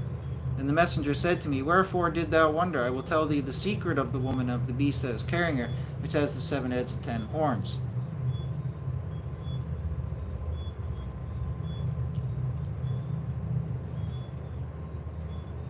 Skip all this here. Again, I like to say this verse, skip a whole chunk. In verse 12, this proves that it's not Rome as the final beast. And the 10 horns, which are the 10 caliphs of Islam, that thou sawest, are 10 kings who a kingdom did not yet receive. Spoken by Jesus in 90 AD to John. Okay, so as of 90 AD, Rome was not the beast kingdom. Okay, but Rome had existed for like 1,000 years, and Rome put Jesus to death, right? So, but according to Jesus, Rome wasn't the beast kingdom. And the 10 horns that thou sawest are 10 kings who a kingdom did not yet receive, but authority as kings the same hour do receive with the beast. Like I showed before, the first 10 rulers of Islam all came to power within a 40 to 50 year time span. If a day is 1,000 years, 1 hour equals 42 years. Boom. Right? And where is it? These have one mind, the 10 kings, the caliphs, their own power and authority. To the beast, Islam, they shall give over. These with the Lamb, Christianity, they shall make war, and the Lamb shall overcome them. Who conquered over Israel? Who got the land of Israel back for Jews and Christians? That's right, the Christians who fought in the World War and all of that there. So these with the Lamb shall make war, and the Lamb shall overcome them, because the Lord of Lords he is, and King of Kings, and plus they're going to fight against him in the end days as well, right? And those with him are called and choice and chosen. Here we go, in verse 16, and the 10 horns that thou did see upon the beast, these shall hate the whore, and make her desolate and naked, and shall eat her flesh, and shall burn her in fire. So the beast kingdom hates the great city. So they're not working in cahoots. They're opponents. Okay, so that makes perfect sense why God would portray it as a great city riding the beast, a big scary beast, but they hate each other. It's Jerusalem, which had been conquered by the beast Islam, just been liberated by it, but was cozying up to it. Okay, while at the same time as cozying up to the beast hates her and tries to burn her in fire, which is, they fired rockets at Israel just the other day. Okay, they've already threatened to launch 200,000 rockets at them, not to mention all the other persecution and stuff throughout history, right? So, and then it culminates in verse 18, the woman, the great city that thou didst see, is the great city is having reign over the kings of the land. And the land, again, is not reference to the planet. It's to the land. It's Israel. So the great city is Jerusalem. Why would Jerusalem be so punished? Well, it's not the land, like I said before. It's those upon it. God bless them. Okay? So, anyways, folks, that's what it is. But, like I said, the unfortunately cool thing is that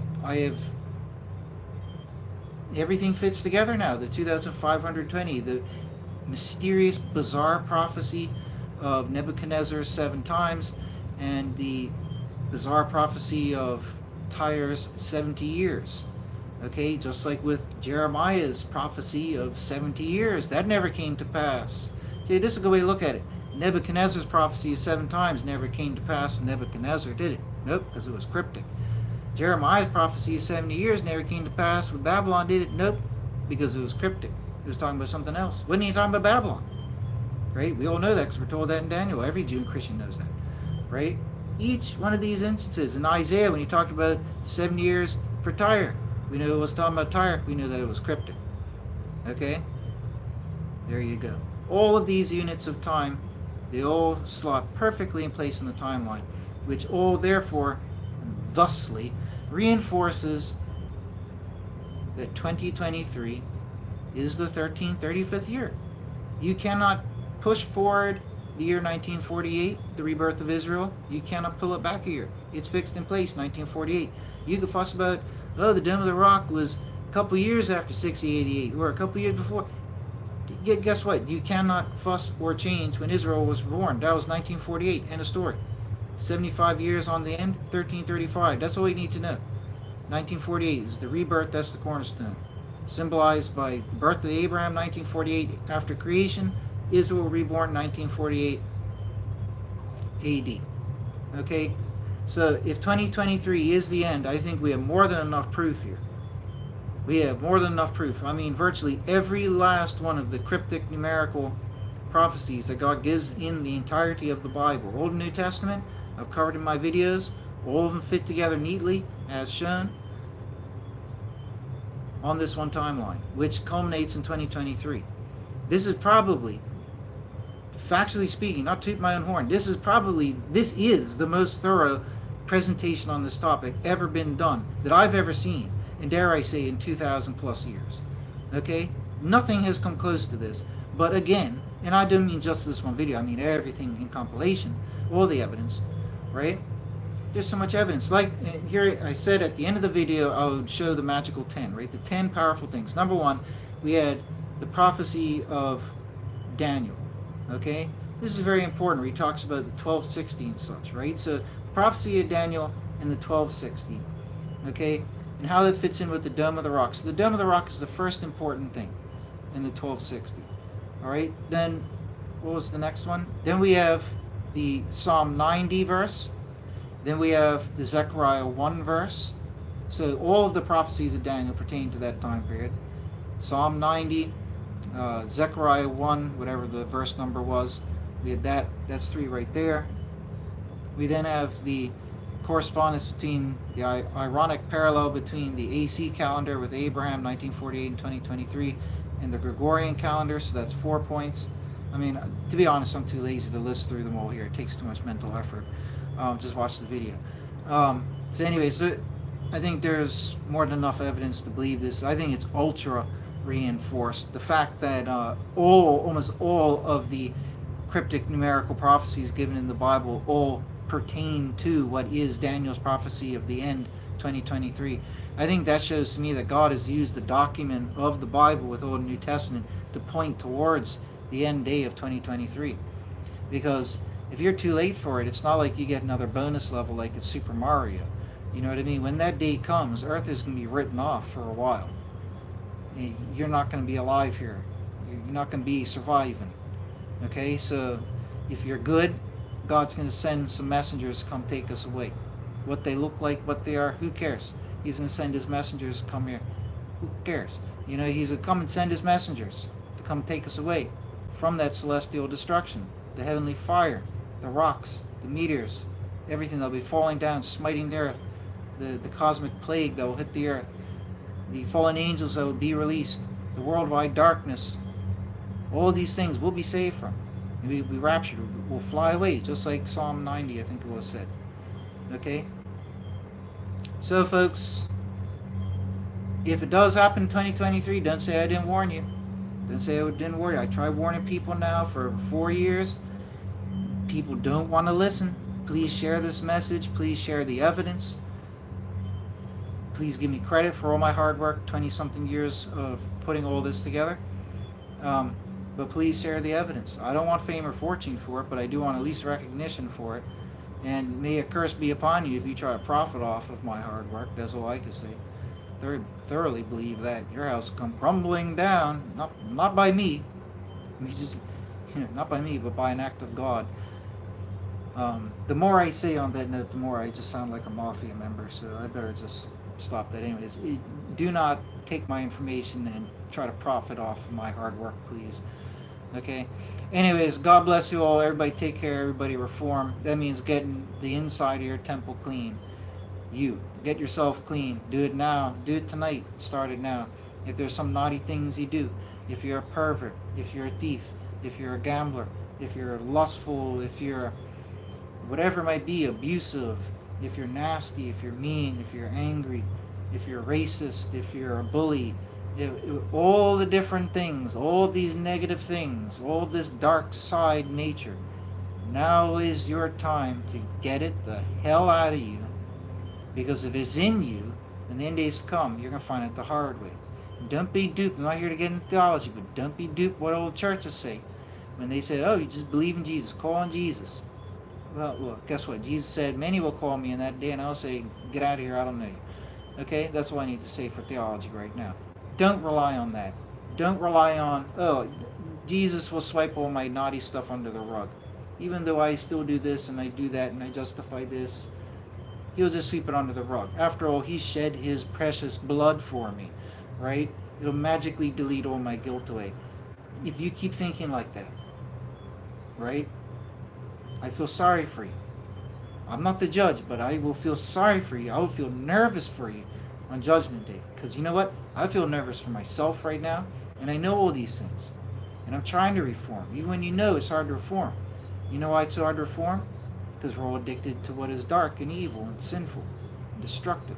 Some sins aren't necessarily evil, but their root is in darkness. At the top, at the apex, is the ultimate expression, which would be evil, the degree of evil. But at the very bottom, the basemost expression would just be basic darkness, right? But this type of darkness is destructivity, okay? And all these things don't just destroy others, they destroy you on the inside as well. So I'm not fit to be a preacher. I've always said I'm not a preacher type person. I'm not made for that. I don't think I'm able to do that. People need them. to say these type of things, but I don't think I'm able to do that type of stuff. I don't really want to, so God would have to speak to me to make me do that. But everybody better get right now. That's all I can say. You got nothing to lose, everything to gain. Reform now. What are you going to lose out on? You know what I mean? What sins do you really enjoy doing? I don't know. If you're that latched on to the dark side, like you're into dominatrix, abusive, uh, sexual relations and things like that there, and you've gone deep into the dark side and whatever, it'd be a little harder for you to come out, right? But for the average person, we only dabble in a few more milder things, right? And it's easier to turn away from that. But all I can say is turn away from it. Because Jesus warned, sinners will not enter the kingdom of heaven. Thieves, liars, perjurers, the effeminate, he lists them all off. Don't quote me. But he lists all the sins off. You do them, you're not getting into heaven. Don't fuss about it being perfect. I don't want to hear all this stuff. Oh, do I have to be perfect? And all that. Just use some common sense. Use some common sense. You're not going to get into heaven if you're doing bad stuff and you think you're good. Okay? You're going to get into heaven if you reformed. No mention of perfect. Perfect is something you're imagining, right? God didn't mention perfection. He would like you to be perfect like he is, but forget perfection. Have you reformed? If you haven't reformed, then stop fussing about perfection and this and that there. If you have reformed, then I don't think anybody can be perfect, but at least you've reformed. You know what I mean? And if the end days come, good. All right? But when you're reformed, you got your white garments, you're going to be tested. Probably, I would say. Make sure you don't stain them up real quick, because if you do, they might get taken away from you. Right? Keep your garments white. Walk with Jesus in white. When these rocks and fire start falling from the heavens, the angels be coming to our doors, take us away. Okay, and when we be going up in the sky, everybody else pit will be opened up, demons, monsters running around, killing people, they won't be able to die, those keep coming back to life, probably because of the cosmic plague on the mark of the beast, but whatever. All that chaos will be going on, we will be lifted up, taken away to a new earth, and at some point we might even come back here. But that will be our destiny, and God willing, it will be in 2023. Don't say that I didn't warn you when you see all these things happening, right? Don't say I didn't warn you, because it either will happen or won't happen. It's 50-50 odds. Okay, and if you're a gambler, factor those odds. It either will or it won't happen. Period. Okay? There's a pretty high chance that it could happen. 50%. I know this is philosophically speaking. But philosophically and arguably it is correct. It's 50-50. It either will or it won't. Those aren't good odds. 50% chance. You wouldn't go to a casino and gamble $1 million or your life savings on 50-50 odds, would you, right? Would you gamble your soul away on 50-50 odds? Am I right, am I wrong? Well, if it doesn't come next year, at least you're prepared. It's not going to harm you. You know what I mean? Everybody just loves sinning too much. Everybody's addicted to certain things. We all like doing certain things, but guess what? You got to stop them. Because, and thank you, Lord. Right? I wanted to say this earlier today when I made a video tonight. You just reminded me. You have to live on earth as it was in heaven. I don't know if there's a verse for that. There's a saying like that. Live on earth as it is in heaven. Because guess what? If you don't, you're going to have no practice. And when you get up into heaven, you just be kicked right out. If that type of thing even happens, or you won't even be let in there to start with. So live on earth now like you would in heaven. That should motivate you. I think that's probably the best thing that will help motivate me to reform and actually achieve reformation. Right? If I die, no matter how degree of good I've been and the things I have failed in, and I go up to be judged, God's going to say, yeah, you had some times where you had a few days or a few weeks where you were squeaky clean across the board, really, really good. And maybe God would even say, I don't expect people to be flawlessly perfect up in heaven. People will get angry. People might do this. Maybe you could slap somebody up in heaven. I don't know. You know what I mean? There's probably consequences for things up in heaven as well. But anyways, generally speaking, be pretty nice up there, though, right? But maybe God would say that. I don't know. And I kind of forgot where I was going with this, unfortunately. I felt like it was important. Maybe it'll come back to me. Yeah, it was important because there's a thing that I said he reminded me of. What was it? Let it come back to me. Oh yeah, live on earth as it is in heaven, because you need to practice. Oh yeah, so if I died and I go to get judged, God might say to me, yeah, you had some times, but you never really had practice. I mean, even if I was to let you up into heaven, You might be good for a couple of years. Hey, who cares if you're good for 10,000 years? I don't want you living up there for 10,000 years and becoming terrible. It's got to be imbued in your nature. Like, you got to change your DNA almost. Change what and who you are. Become a new creature. Become reborn in order to be entered into heaven. You know what I mean? If you haven't proved that to anybody, you're not going to be let in. So if you haven't reformed, you're not going to be let in. If you have reformed at least, even if you're not perfect, God sees that you've made the effort. You can try. And maybe He'll give you coaching and help up there, or before you get up there, so that you're more ready. Maybe through your transition, you'll be so shocked and amazed and impressed you just won't be able to or want to sin any further to any minor degree. Right? So nowhere does it say that there will be no sin in heaven ever. I mean, there was sin in heaven once. That's how we got Satan and the fallen angels. You know what I mean? People always think like heaven must be. I'm not saying it isn't, but it's like some perfect place. And I bet you anything, heaven's more down to earth than we think, in the sense that you could probably walk out, bump your head into a tree branch. You know what I mean? What's stopping you? Would you just magically float through the tree branch, not hit your head? I'm sure you could fall downstairs as well. You might not die, you might not get badly injured, but I'm sure it could happen. You know what I mean? If you push somebody up in heaven, I'm pretty sure they get pushed. And it's not like God has a robotic control over your brain up in heaven. You're still the same person. He's not going to control your brain and your thoughts. Everybody would be fully able to do good or bad up there. And probably the way it is when you do bad up there, you get kicked out. Just like in society, you do bad stuff, you get kicked out, you go to prison. Right? So it's kind of like the world is a prison. We're earning our way out of it, and we get back up into heaven and go make sure that we're good citizens. If we're not good citizens, if we haven't proven in prison that we're capable of being good citizens, we're not going to be released back to society, right? That's how it works in our real world. That's how it probably works with God as well. So anyways, folks, let that be your moral compass going forward, right? Live on earth as it is in heaven. That's your best reason to do it. So why the hell else would you be allowed up there? Why would you be? So can you imagine, like, you're up in heaven, all the beautiful people around there, but you're still a pervert? How's that going to work? Are you going to be running around people's bushes at night up in heaven? Come on, you got to get these to each. Everybody's got their own sin that they're guilty of. Teach their own. Everybody's got a different type. A lot of people are perverted, though. A lot of people are fornicators. A lot of people are adulterers, right? Sexual nature sins are, and violence is a big one too, but sexual nature sins are big. They affect a lot of people. A lot of people who aren't sinners by violence, like they might not be violent people, are sinners by a sexual nature. They're deviants or perverts, you know what I mean?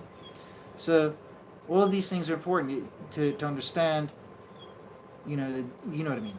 All of these things are important to identify as things that you must erase from your very nature. And you don't erase them piece by piece.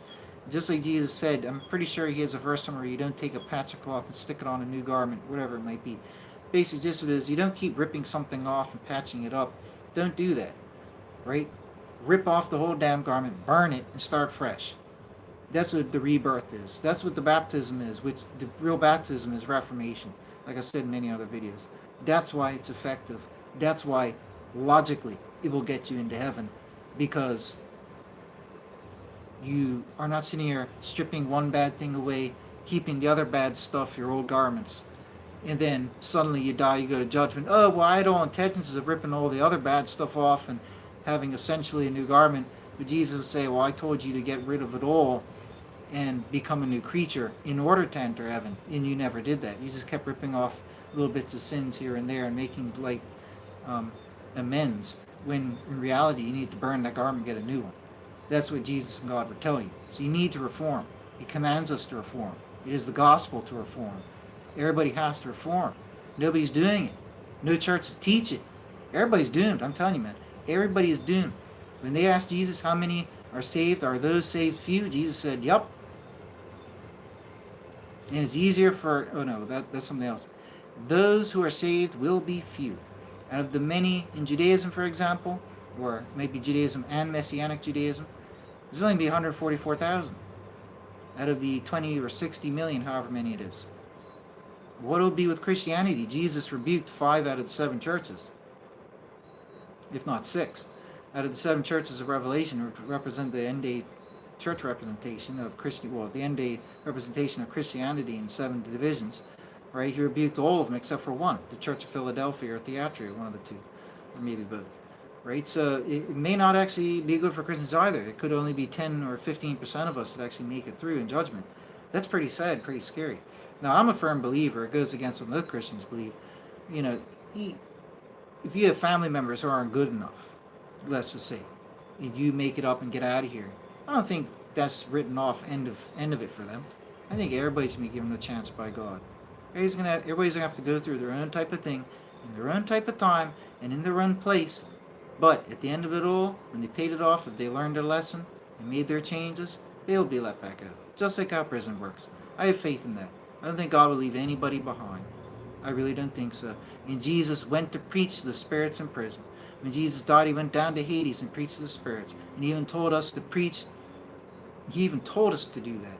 To preach to all the spirits, and to preach to the dead men. Why? Because Jesus did likewise. They're all around us now, walking around, imprisoned in Hades. They can see us, but we can't see them. They need to hear the gospel too. As crazy as it sounds, they're probably there in the churches listening when the ministers do their preaching and everything. Right? Jesus went down to Hades and preached to them too. Revelation says that Hades will cast up all the dead from it, all the living ones, and they'll be judged. Okay, so they're judged alongside us too in the end days. So this shows that God does care, right? God's not going to send you to prison, whip you, beat you, pull you back out, say hi, and put you back in prison, whip you and beat you. He's going to put you in prison. If he does whip you and beat you, but you learn your lesson, you come back before him, you'll say, hi, congratulations, you paid the price, you served your time, but more importantly, you learned your lesson. Here's your freedom, right? So we need freedom from this earth. This earth is like Sodom. And in 2023, this earth is going to burn, according to the Bible. It's going to be just like Sodom. Just like the destruction of Sodom is what 2023 is going to be like. And I've warned people before. I did the calculation. I looked at the diameter of the solar system, the range that science gives for the diameter. I applied it to the average speed of these large interstellar objects, potentially hazardous objects, PHOs, or near-Earth objects, NEOs. There's thousands and thousands of them. We're only aware of like 1% of the ones that are out there. And on average, they move up to about 50 or 60 miles per second. At this rate of speed, if this cosmic onslaught of meteors, rocks, and fire, whatever it might be, is coming from the heavens as a punishment from God to the earth, or if he's just utilizing this natural occurrence as a means of punishing us upon the earth, whatever it might be, if this is due to be coming, it'll be coming straight at us. Follow this logic. I was thinking about this in my kitchen before I made the video and what I would say, right? If something's coming straight at you, it's harder to see. If someone hits a ball, a golf ball, and it's going sideways, it's easy to see. If someone hits a golf ball right at you, it's hard to see, right? Because it's coming straight at you, it occupies less space. If there's a whole pile of stuff, or one big thing even, coming right at us, it'll be harder to see than if it was coming at an angle. So anything that's destined to hit Earth would be harder to see, which means we would see it later, which means we would find out later, which means we'd have less warning time because of the very fact that it's coming straight at us. We won't get the convenience of seeing it coming from a sideways angle where we'll have abundance of time to calculate things, only to realize, oh, it's at an angle because it's not even coming towards us. When one does, or things do come towards us, we will have less than 3 weeks. Because in 6 weeks, an object traveling at 60 miles per second can go from one edge of our solar system until the other. However, the sun is at the center of our solar system, so it only take an object 3 weeks to get from the edge of the solar system, where we can barely detect things, okay, to the sun, which is at the center. But we're the third planet from the sun. We're not even all the way at the center. So, without cranking the further math out, it's probably a bit over 2, but it's under 3 weeks. You would have, if this legitimately does occur, and there is a cosmic onslaught headed towards the planet, okay, from the depths of space, if this is real, we will likely only detect it as it nears our solar system or breaks into our solar system. And at that point, mathematically, we will have less than 3 weeks until the Earth is destroyed, in a sense, pummeled. Civilization, near Earth, near extinction level event or absolute extinction level event. Okay, and Revelation tells us how much of the creatures in the ocean and on the land and everything will die is going to be an extinction level event. And if it's coming at us, we're going to get less than 3 weeks. We won't see it till the last minute.